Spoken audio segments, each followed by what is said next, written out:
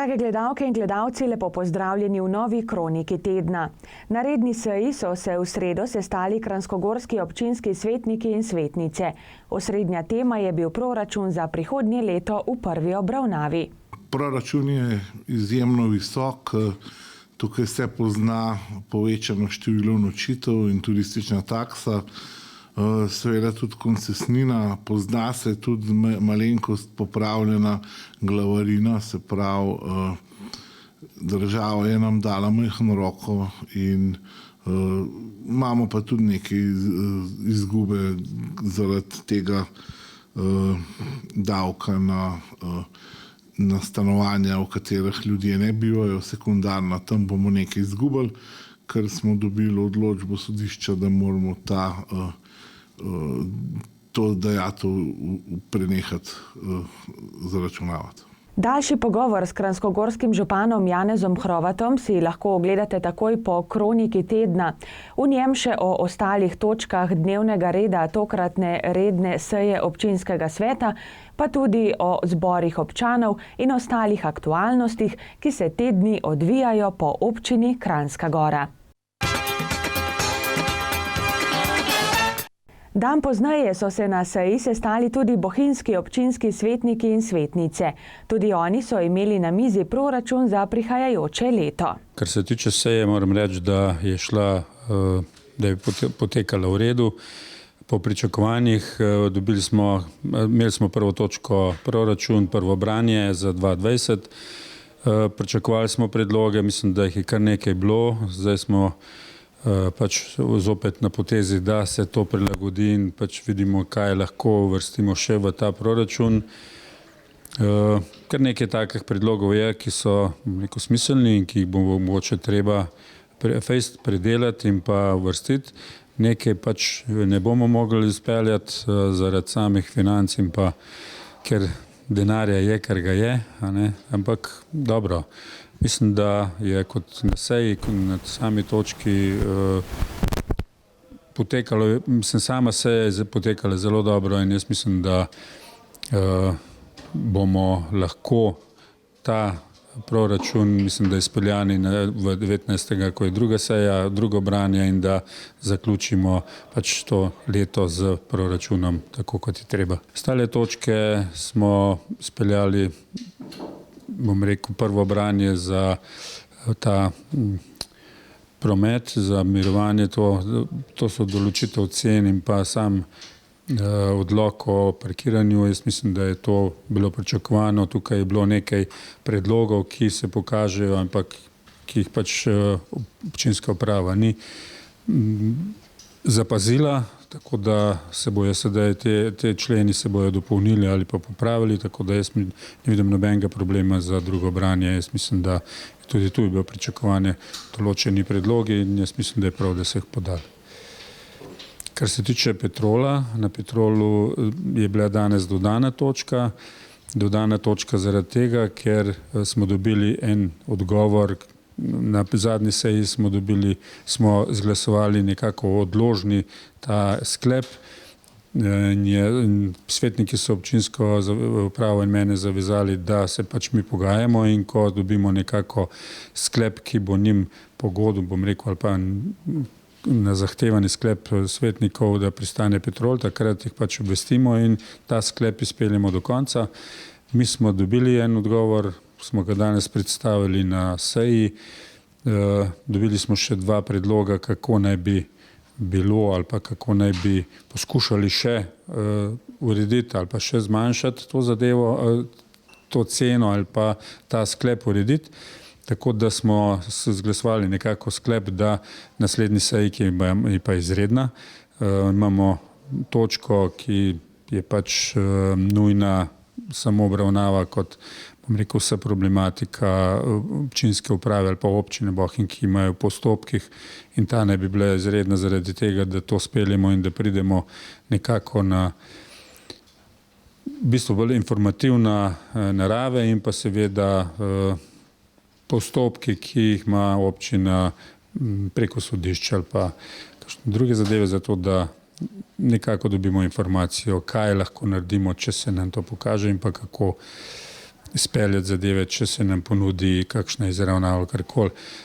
Tudi na tej seji bomo podali zdaj ta drugi sklep, ki ga bomo dobili od Petrola. Potrebno je ponovno kontakt s Petrolom, se dogovoriti, povedati, kakšen je in pa pač takrat dokončno izglasovati ali pa povedati, na kakšen način bomo zapakirali ta sklep, ki je za Dolb, da podcenimo, bom rekel, ali pa da nekako znižamo ceno te energije, ki jo imamo za toplotno ogrevanje. V občino Kranjska Gora je šlo tudi letos kar nekaj nagrad z področja turizma, ki so jih podelili v sklopu prireditve Moja dežela lepa in gostoljubna. Zlata lovorika in prvo mesto v kategoriji vaških jeder pa letos pripada Ratečam. Po priznanje vabim podžupana občine Bogdana Janšo. Dobrodošli. Najlepše urejeni, najbolj gostoljuben turistični kraj po mnenju komisije v letošnjem letu pa je Kranjska Gora, ki je tudi obdržala prvo mesto iz lanskega leta. Po priznanje prihaja podžupan občine Kranjska Gora, gospod Bogdan Janša. Dobrodošli. Iskrena zahvala vsem, ki so pripomogli k tem nagradam, se pravi Rateče, Vaški trgi, Kranjska Gora turistični kraj in pa tretje mesto Mojstrana med izletniškimi kraji. Res smo lahko ponosni na vse postorjeno v minulem obdobju in smo tudi veseli, da so strokovna javnost kot tudi vsa ostala laična javnost to prepoznala in nam namenila toliko veliko število glasov in seveda tudi pripomogla k tem odličnim uvrstitvam. Ne bomo odnehali, se pravi, nagrade so tudi hkrati ena obveza za naprej in se veselimo že vseh novih ciljev in idej za naprej. Večino dela torej opravijo prav prostovoljci po turističnih društvih. Tretje mesto v kategoriji izletniških krajev letos pripada Mojstrani. Po priznanje vabim predsednika turističnega društva Mojstrana, gospoda Matjaža Podlipnika. Dobrodošli. Tretjič smo na tem velikem odru, dvakrat tretje mesto, enkrat prvo mesto tudi za Vaško jedro, no zdaj pa še enkrat tretje mesto, tako kot že leta 2016, za najizletniški kraj.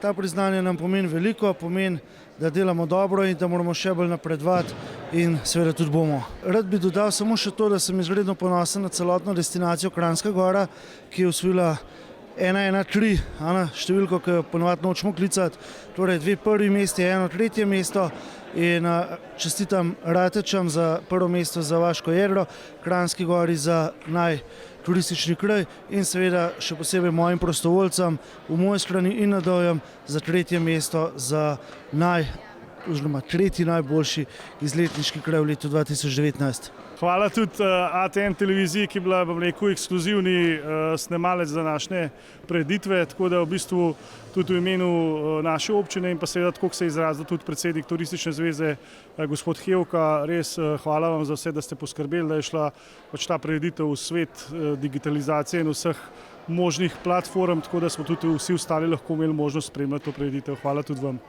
Sam sem prepričan, da je ta dogodek dovolj pomemben, da si zasluži najvišjo stopnjo medijske pozornosti in obravnave. Letos ta dogodek medijsko pokriva ATM televizija Kranjska Gora in si zato zasluži vso pohvalo. Prosim še aplavz.